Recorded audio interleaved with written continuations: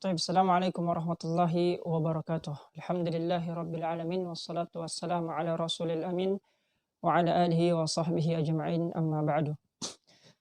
Kawan-kawan yang dirahmati oleh Allah Subhanahu wa taala, alhamdulillah kita masih diberikan kesempatan oleh Allah Subhanahu wa taala untuk melanjutkan kajian kita. Ya, dan di pertemuan kali ini insyaallah kita akan membahas apa itu hukmu at-taklifi, ya. Jadi di pertemuan sebelumnya kita telah membahas, dari pertemuan pertama kita telah membahas apa itu bagaimana perkembangan usul fiqh, lalu pengertian usul fiqh kita bahas satu persatu apa itu fiqh, lalu apa itu usul. Kemudian kita bahas apa yang dimaksud dengan usul fiqh. Setelah itu kita juga telah membahas hukmu syar'i, ya. Hukmu syar'i terbagi menjadi dua, hukmu taklifi kemudian hukmu al-wad'i, ya. Dan hukmu taklifi terdiri dari wajib, lalu haram, kemudian mandub, mubah, makruh, ya, ada 5. Tetapi apabila kita membagi hukmu syar'i itu menjadi 3 bagian, yaitu hukmu taklifi, hukmu takhyiri, dan hukmu al-wad'i, maka hukmu taklifi hanya terdiri dari 4, yaitu wajib, kemudian haram, kemudian mandub, kemudian makruh. Taib. Dan di sini insyaallah kita akan bahas satu persatu dulu. Ya, sebelum kita masuk pada hukmu taklifi, kita bahas dulu apa itu hukmu takhyiri, kemudian hukmu al-wad'i. Taib. Jadi alhamdulillah. Hukmu at-taklifi, hukmu asy-syar'i terdiri dari 3, hukmu taklifi, kemudian hukmu at-takhyiri, kemudian hukmu al-wad'i. Taib. Hukmu at-taklifi dia adalah khitabullah, permintaan dari Allah Subhanahu wa taala, ya, khitabullah.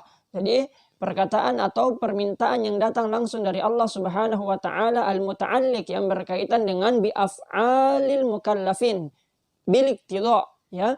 Jadi permintaan dari Allah Subhanahu wa taala yang berkaitan dengan perbuatan al-mukallaf, ya, perbuatan atau amalan apa yang akan dilakukan oleh al-mukallaf. Al-mukallaf itu dia adalah Islam akil baligh secara umum, ya. Dia adalah seorang yang beragama Islam, ya, dia mempercayai Allah Subhanahu wa taala dan rasulnya, dia beriman kepada rukun iman. Kemudian dia adalah Islam, ya, mengimani yang melaksanakan yang 5 rukun Islam, lalu mengimani yang 6 rukun iman. Kemudian dia berakal. Setelah itu dia telah balik, ya, Islam akil balik, telah balik juga atau telah akil balik, ya. Kalau seandainya laki-laki maka telah mimpi basah, dan kalau perempuan telah menstruasi. Taib. Bil iqtida artinya ada permintaan, ya, ada permintaan dari Allah Subhanahu wa taala. Jadi sesuatu yang kita laksanakan, ya, untuk menjalankan syariat Allah Subhanahu wa taala, dan ada permintaan dari Allah Subhanahu wa taala. Entah itu berbentuk larangan atau berbentuk perintah, ya. Dia berbentuk perintah dari Allah Subhanahu wa taala. Contohnya adalah wa aqimis shalah, dan dirikanlah salat, ya. Ini adalah perintah dari Allah Subhanahu wa taala, maka hukumnya pun menjadi wajib, salat menjadi wajib. Kenapa menjadi wajib? Karena Nabi Shallallahu alaihi wasallam, karena dia tidak bertentangan dengan perintah Nabi Shallallahu alaihi wasallam. Nabi Shallallahu alaihi wasallam bahkan mengatakan yang membedakan kita dengan orang-orang kafir itu as-shalah, adalah salat, ya. Maka beberapa ulama pun mengatakan bahwa orang yang meninggalkan sholat secara sengaja maka dia telah keluar dari Islam. Taib. Maka dari sini kita mengetahui bahwasanya sholat itu hukumnya wajib. Kemudian yang kedua, ya, itu at-taklifi, bagian yang pertama yaitu al-ijab, ya. Kemudian yang kedua adalah an-nadab. An-nadab itu sesuatu yang ma'ruf di telinga kita, yaitu yang sunnah. Sesuatu yang sunnah. An-nadab itu adalah sesuatu yang apabila kita laksanakan kita mendapatkan pahala. Taib. Dan apabila kita tidak melaksanakannya, maka kita tidak mendapatkan apa-apa. Taib. Itu yang disebut dengan an-nadab. Contohnya adalah Allah Subhanahu wa taala memerintahkan kita untuk memerdekakan hamba sahaya, ya. Bagi siapa yang memiliki hamba sahaya. Kata Allah Subhanahu wa taala, "Wa katibuhum in alimtum fihim khaira." Dan bebaskanlah budak-budak itu apabila kalian melihat ada kebaikan, ya. Tetapi ini tidak menunjuk kepada wajib untuk membebaskan budak. Ya, kalau kita mengatakan wajib, maka orang yang tidak membebaskan budaknya atau hambanya, maka dia berdosa. Kata Nabi SAW, karena Nabi SAW lam yulzam, ya, Nabi SAW belum mewajibkan hal tersebut, ya, kepada siapapun di zamannya. Makanya orang yang masih memiliki hamba tidak mengapa, dan orang yang membebaskan hamba itu lebih afdol karena pahalanya lebih besar. Taib. Itu adalah an-nadab. Kemudian yang ketiga adalah at-tahrim, ya. At-tahrim artinya adalah larangan dari Allah Subhanahu wa taala, talabut tarki, ya, permintaan untuk meninggalkan sesuatu.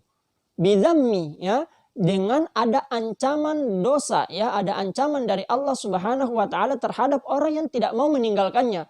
Contohnya adalah wala taqrabuz zina, dan janganlah kalian mendekati zina, ya. Janganlah kalian mendekati zina. Taib. Dan banyak hadis yang mengatakan bahwasanya zina itu adalah perbuatan yang paling keji, ya. Itu adalah perbuatan yang fahisyah, ya. Itu adalah perbuatan yang keji. Taib. Maka zina pun menjadi haram. Artinya wala taqrabu, ya, jangan kalian mendekati zina. Hanya sekedar untuk mendekati zina sudah dilarang oleh Allah Subhanahu wa taala, maka apalagi kita melakukannya. Kemudian yang terakhir, yang keempat adalah al-karoha atau makruh, ya. Al-karoha dia hampir mirip dengan at-tahrim, ya. Cuman bedanya kalau at-tahrim dia adalah talabut tarkil fi'li, ya, permintaan untuk meninggalkan fi'li bidhammi, ya, dengan zam, ancaman dosa untuk orang yang melakukannya. Tetapi kalau al-karoha tanpa ada ancaman untuk orang yang melakukannya. Contohnya Nabi SAW melarang orang menggunakan sendal satu, ya. Harusnya kan menggunakan sendal kiri dan kanan, tapi Nabi SAW melarang orang menggunakan sendal satu. Nah, maka larangan ini pun tidak menjadi haram, ya, tidak masuk pada at-tahrim, tidak masuk pada pelarangan yang berujung pada pengharaman, tapi dia hanya sekedar makruh atau dibenci. Taib. Kata Nabi SAW, la yamshi ahadukum, janganlah kalian berjalan bi na'lin wahidin, ya. Janganlah bi na'lin wahidatin, ya. Janganlah kalian berjalan janganlah kalian berjalan, ya, dengan menggunakan sendal satu saja, ya. Maka ini tidak menunjuk kepada pengharaman, tetapi dia adalah makruh, ya, karena tidak ada tidak ada ancaman dosa, tidak ada ancaman yang berat bagi orang yang melakukannya, tetapi akan lebih baik apabila kita meninggalkannya. Kemudian al-hukmu at-takhiri, itulah yang disebut dengan al-ibahah atau mubah, ya. Al-hukmu at-takhiri artinya kita dihadapkan pada dua pilihan dan dua pilihan itu sama. Apabila kita melaksanakannya kita tidak mendapatkan apa-apa, dan apabila kita meninggalkannya pun kita tidak mendapatkan apa-apa. Contohnya Allah Subhanahu wa taala mengatakan dalam Al-Qur'an, "Uhilla lakum lailatas siyam ar-rafath ila nisaikum", ya. Allah Subhanahu wa taala telah menghalalkan, ya, Allah Subhanahu wa taala telah menghalalkan bagi kita untuk mendatangi istri-istri kita di malam dari bulan suci Ramadan. Maka bagi siapa yang ingin mendatangi istrinya di malam dari bulan suci Ramadan, maka tidak mengapa. Dan yang tidak mendatangi istrinya pun, maka ini pun tidak mengapa. Jadi ini yang disebut dengan al-ibahah atau mubah. Makanya ada kaidah yang mengatakan al-aslu fil asya al-ibahah. asalnya dari segala sesuatu itu adalah al-ibahah. Al-ibahah artinya dibolehkan oleh Allah Subhanahu wa taala. Baik. Itu apa namanya? Al-hukmu al-hukmu at-takhyiri. Kemudian yang terakhir adalah al-hukmu al-wad'i. Al-hukmu al-wad'i artinya adalah sesuatu ya khitabullah al-muta'alliq bi af'al ya sesuatu yang diperintahkan oleh Allah Subhanahu wa taala tapi bukan bilik tidha ya. Kalau taklifi dia bilik tidha, tetapi bija'li syai'in dengan menjadikan sesuatu itu sababa, menjadikan sesuatu itu sebab atas kewajiban yang ini ya. Contohnya adalah wala taqrabuz zina, dan janganlah kalian wa atuz zakah ya. Contohnya adalah zakat ya.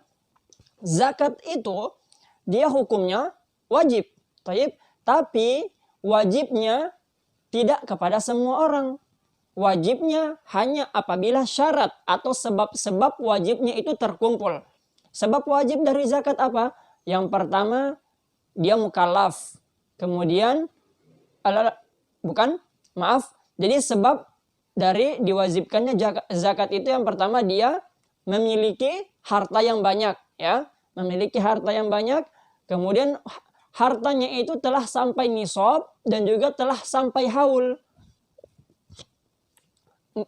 Hartanya itu telah sampai batas yang telah ditentukan oleh syariat dan juga telah sampai waktu yang ditentukan oleh syariat.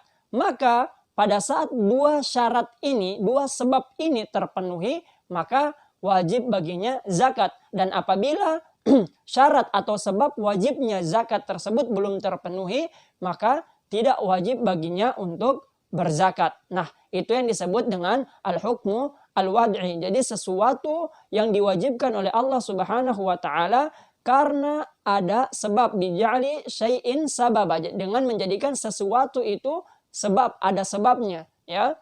Sebab atau mani'an atau pelarangan atau syarton atau syarat ya, kemudian atau sahihan ya, atau sehat benarnya amalan, benarnya suatu amalan, atau fasidan atau rusaknya satu amalan, atau butlanan ya, batalnya satu amalan. Itu yang disebut dengan al-hukmu al-wad'i. Taib. Dan pada kesempatan ini insyaallah kita akan membahas al-hukmu at-taklifi bagian yang pertama, yaitu al-wajib. Taib. Yaitu al-wajib. Wajib itu adalah segala sesuatu yang ditetapkan oleh syariat bidzammi tarikihi mutlaqan ya, dengan zam ya, dengan diancam dengan dosa untuk orang yang meninggalkannya secara mutlak. Baik, jadi ada kata mutlak di sini, mutlakon, karena ini akan menjadi kata kunci. Dari kata mutlak ini, maka wajib akan terbagi menjadi beberapa bagian. Di antaranya adalah wajib muwassa', wajib mudayyak, kemudian ada yang disebut juga dengan wajib kifai ya, ada wajib aini dan lain sebagainya. Nah, kata mutlakon inilah yang akan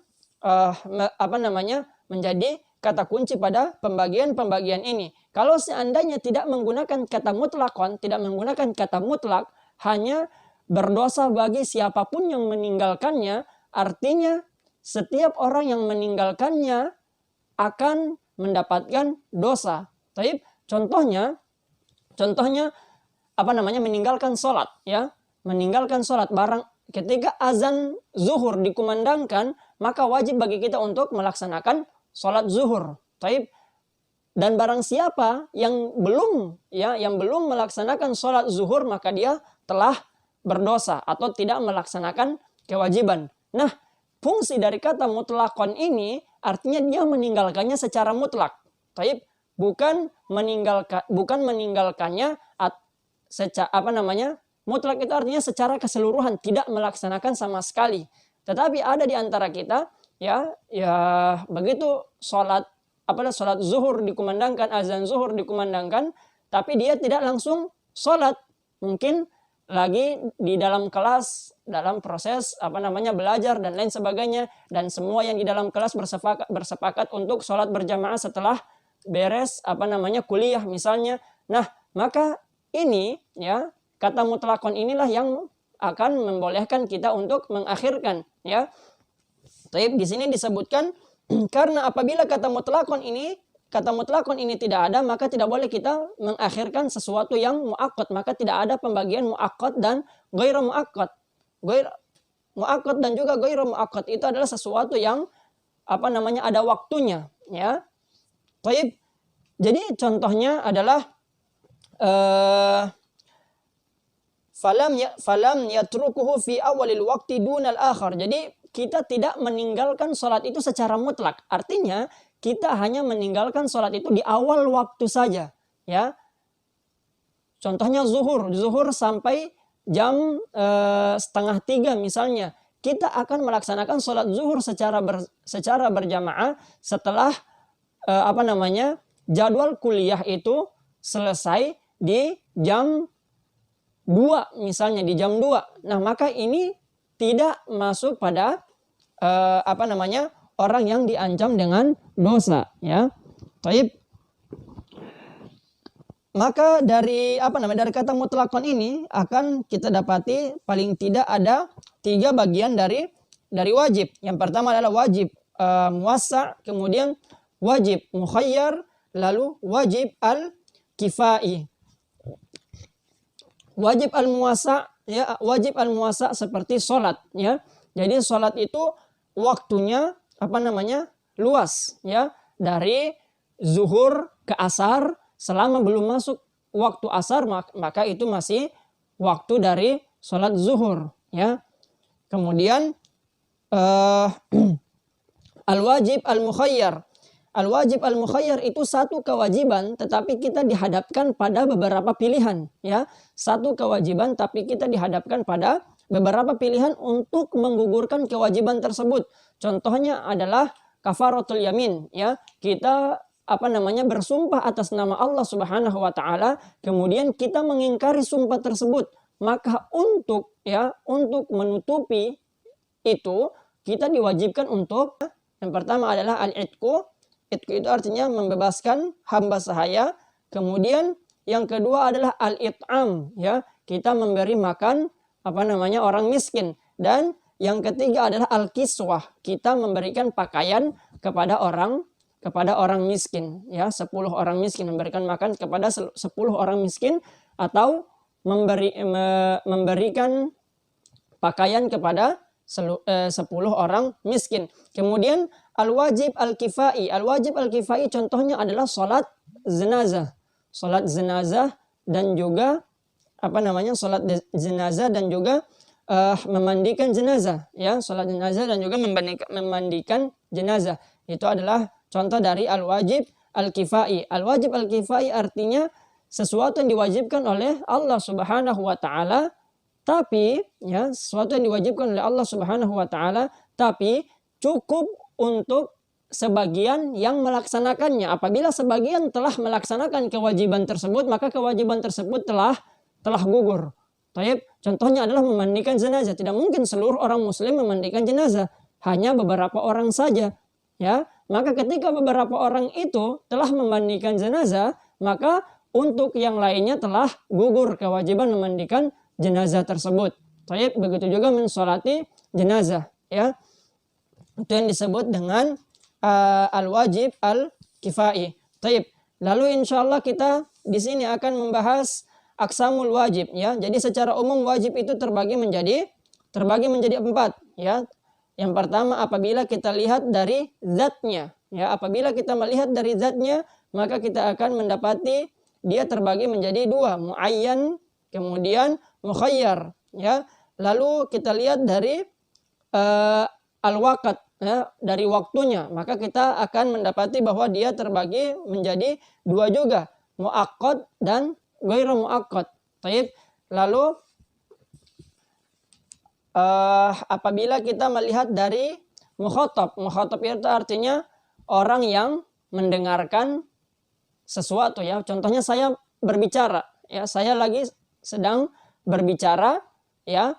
Lalu yang mendengarkan pembicaraan saya atau perkataan saya, maka itulah yang disebut dengan al-mukhatab. Jadi kita lihat dari al-mukhatab, orang yang mendapatkan perintah tersebut. Maka dia secara umum terbagi menjadi dua, aini dan juga kifai ya. Aini dan juga kifai. Lalu pembagian yang terakhir adalah wajib, kita lihat dari segi muhaddad dan juga ghairu muhaddad. Muhaddad dan ghairu muhaddad artinya dia itu dibatasi dan juga tidak dibatasi. Nah, ini yang insya Allah kita akan bahas di pertemuan berikutnya insya Allah.